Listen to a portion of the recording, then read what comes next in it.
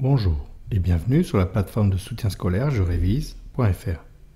Aujourd'hui, dans cette leçon, nous allons voir comment se repérer dans un quadrillage avec des nœuds.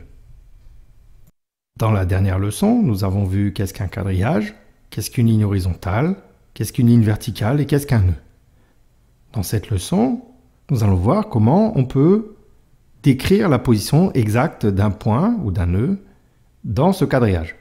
Alors prenons pour cela une ligne horizontale et une ligne verticale au hasard. Nous obtenons un nœud, donc le point. Et maintenant, posons-nous la question, comment je peux dire à quelqu'un que ce point se trouve exactement à cet endroit-là? Comment puis-je décrire la position exacte de ce point? Eh bien, pour cela, c'est très simple. En fait, on va se servir du nom de la ligne horizontale et du nom de la ligne verticale. Par exemple, le nœud en vert se trouve sur la ligne D, puisque la ligne verticale se trouve en face du D. Mais ce point, donc ce nœud vert, se trouve aussi sur la ligne 2, puisqu'il se trouve sur la ligne horizontale en face du 2. Donc nous avons décrit ici la position du point, il se trouve en D2. Alors en mathématiques, on décrit cette position bien sûr avec D2, mais on va utiliser une parenthèse avant, une parenthèse après, et entre le nom de la ligne et le nom de l'autre ligne, nous mettons une virgule. Voilà, nous avons décrit la position du point exactement. Alors, en mathématiques, on n'utilise pas le terme de position, mais on utilise plutôt le terme de coordonnées. Donc retiens bien, pour donner la position d'un point, donc les coordonnées d'un point, il suffit de donner le nom de la ligne, le nom de l'autre ligne, de le mettre entre parenthèses et de séparer par une virgule.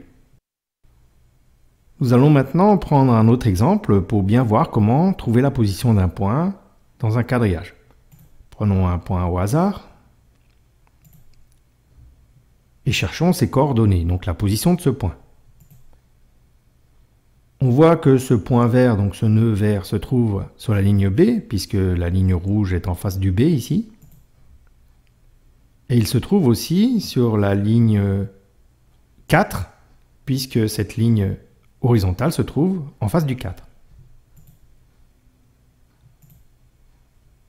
Nous formons notre première partie des coordonnées.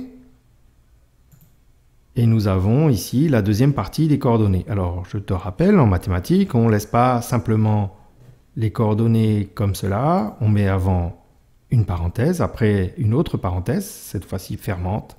Et entre les deux, on met une virgule pour séparer.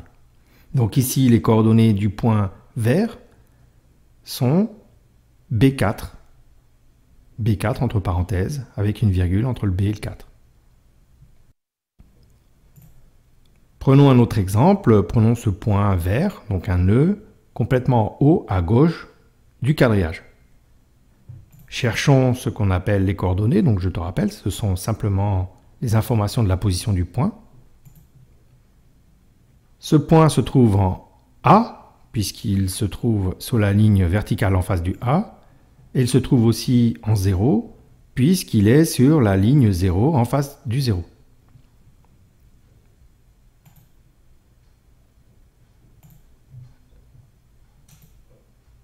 On a donc obtenu ici nos coordonnées. Donc la première partie des coordonnées, c'est A. Et la deuxième partie des coordonnées, c'est 0. Donc les coordonnées, donc la position du point, c'est simplement ici A, 0.